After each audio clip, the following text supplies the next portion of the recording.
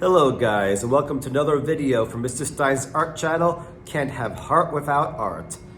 I know you guys are home this week working and learning. I'm in my classroom as you can see, and I'm gonna try and make some more lessons for you guys like always. So, I've added a bit of extra light because I know that's been a bit of a problem on the past videos, and I'm gonna utilize a black marker so it pops out even more. This is an easy winter lesson geared more towards K through 2 grades, but anybody's welcome to try it. I pre-sketched it a bit just to make it a bit easier to give you guys step-by-step directions. As always, pause as you need to, take your time, rewind, fast forward, play backwards, look for hidden messages, anything that works for you. As always, hold your pencil or marker properly, not in the back, but in the front using your pincher grip, not your hammer grip. Arm down for more control, and go at your own pace. For this lesson, I'm gonna recommend finding something to trace a circle with, whether it be something like this, a plate, whatever you have available. I used one of my painting plates you guys used in class. And this lesson, I'm gonna teach you guys how to make a winter bird with a nice simple landscape and some overlapping. I'm gonna use a Sharpie, so I won't be able to erase certain lines, but you guys will see how it works. I'm gonna start by tracing my circle in the middle of my paper. The bigger circle you make, the bigger you can put the bird inside of it. Entirely your choice based on what you have at home. Make a circle towards the top for the bird's head, and add a triangle for the beak. You don't need a face, your bird is looking away from you, so that'll make it a bit easier. If you really want to, you can rotate the head, put the beak more in the middle, and give it some eyes. You can always make changes to a lesson, just like you do in school. I'm gonna add an oval body if I'm overlapping it, so I'm not going through the head. I'm starting on the side of the head, and I'm gonna give it a nice ovalish body. I'm not gonna connect because I'm gonna add a tail. The tail, there's really no exact shape. I curve out, and then I zigzag in, out, to look like triangles for the tail feathers. Again, this is a nice, easy project, so I'm not gonna go super advanced. If you're an older student, you can certainly add more techniques, add more details, utilize the skills that you have, and make it more advanced. I'm gonna overlap a branch going through my nighttime sky. I'm gonna turn my paper as I find that easier, and I'm gonna go from end to end, hop over, continue all the way through, hop over. I've now overlapped a tree branch behind my bird. And then from there, I can add branches, as many as I like. They can go up. You can curve them out so they attach to different areas. I'm using mostly rectangles or curvy rectangles. Sometimes I add more of a triangle tip. There's really no right or wrong way. It comes down to kind of what you like for branches. You can add as many as you like. They can go up. They can go down, they can curve, or they can be straight. So it's really personal preference as you're the artist right now.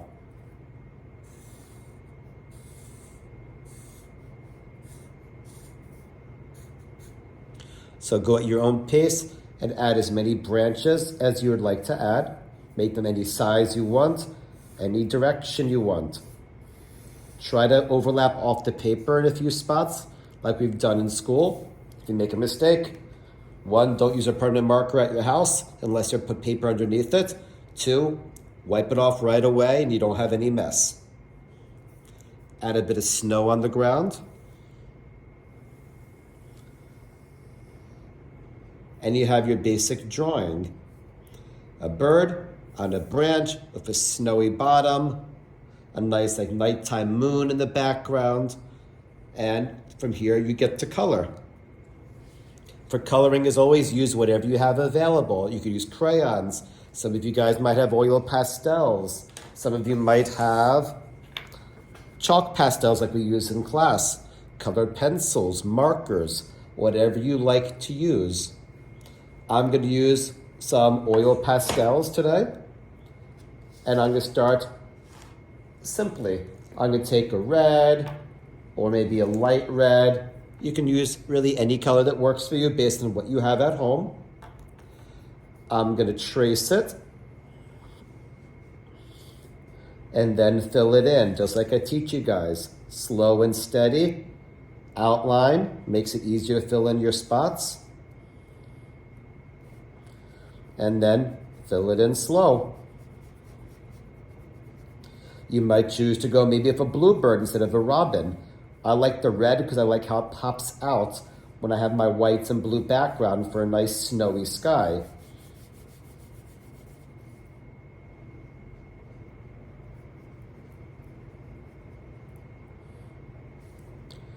I'm going to give it a black kind of nose, and I don't see a black pastel in my box right now, so I'm just going to use the black Sharpie that I have. You guys have seen in the past, if you want to blend in a pastel or chalk, oil or chalk pastels, you can use a tissue or paper towel or just use a finger, and you can smudge in it a bit. It gets rid of your white spots and adds some nice blends. Don't worry if you go outside your lines, you can color over that and blend it in. See? Leave your snow white, so I'm not going to color down here. Maybe I'll add a shadow later. I'm going to take a brown from my tree branch.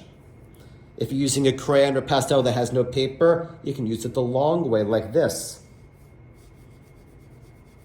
It even adds a bit of cool texture. We've done that in class a few times with some of the broken crayons. Or use it normally and fill in by tracing and filling in, just like we usually do. So again, go at your own pace, pause the video as needed. I'm just going to fill mine in very simply for right now, so the video is not a super long one. Yes, I've gone outside my lines, but again, if I was using a pencil, I've erased it already a little bit. Since I'm using a Sharpie, you'll see the lines either way. But again, this is an instructional video, not an artwork for the Metropolitan Museum of Art. I am okay with that. I have my simple branches filled in. Again, if I want to smudge them, I can certainly do so to give them a different texture, a different look. If I want to add some shadows on them, say I want to get, let's see, what colors do we have? We got dark blues. Yeah, let's use some white. I know I have a white paper, but you can take a white pastel or even a white crayon if you push hard enough, and you can give it some snow on the branches. See? So you can give it a snowy look. Say you want to give it more of a shadow and you don't have a black, even a dark blue could look nice for a bit of a shadow. I can add a shadow kind of to the bottom of my branches like that. So it looks like the light is from above or from behind it, and now make it a nice, more three-dimensional look. So lots of little tricks you can do depending on your age and your skill level. And now you see a bit of a shadow on the branches. You could blend it in, but you don't have to. You can still add snow even if you make a shadow. So you can use all these tricks depending on what you want to get done. I'm going to leave this white. However, I will add kind of a bit of a shadow around the edge. And for that, I can really pick any color I want. I'm going to make my sky a blue. So I think for my shadow, I'm going to go for a bit of a darker, bolder blue. Kind of like maybe even this one that I just used. I can take it sideways and give my moon a bit of a shadowy look.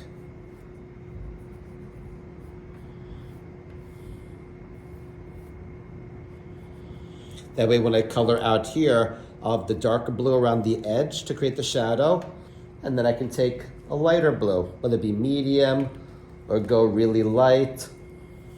So say I want to go lighter blue. And I fill my sky in.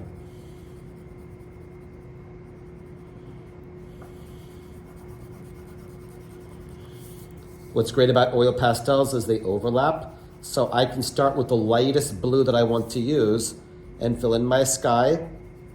And this works with crayons as well. Not so much with markers, but crayons, pastels, and colored pencils can all overlap. So if you go a little bit lighter with your first color, in a minute you'll see you can add a darker color on. You can see I'm rotating my paper. I find it easier to draw that way. I hold it still, I rotate it. That way I can reach every spot that I want without reaching over my paper. It gives me more support on my hand and makes my hand less shaky when I'm drawing.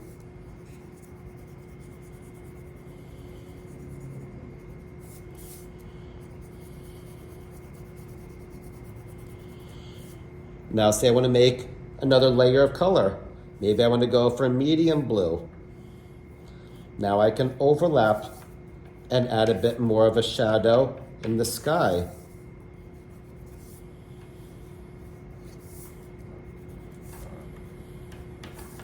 And you'll see you start to get kind of a darker part around the middle. I can even add other colors in to swirl a bit. Maybe a little bit of purple could look nice. This is what's great about art. It's all about what you want to create. So you can be creative. If it doesn't work, it's okay. This is how you learn. You learn by experimentation. You learn by trying. Little by little, you'll get the look that you like. So you get some smudges down here. That's okay. Do it on purpose. You'll look like you have some shadows in the snow. So don't worry so much about little smudges. Be creative. Add a bit of a shadow. Same with inside the moon. You can purposely smudge in. That way if you have a bit of smudges, that's okay. Now my moon is purposely smudged and it still looks quite nice. And voila, you have a nice, easy project, mostly done with shapes. You have a bunch of new techniques to try out. As always, take your time, pause, rewind, fast forward. Shoot me a message on Dojo or Teams if you need any extra help or guidance. Send me some pictures when you're all done and have some fun with this. And I'll see all of you guys back in class, hopefully very soon. Take it easy, guys. Classroom is, as you can see, very empty without you guys. Miss you all. See you guys soon.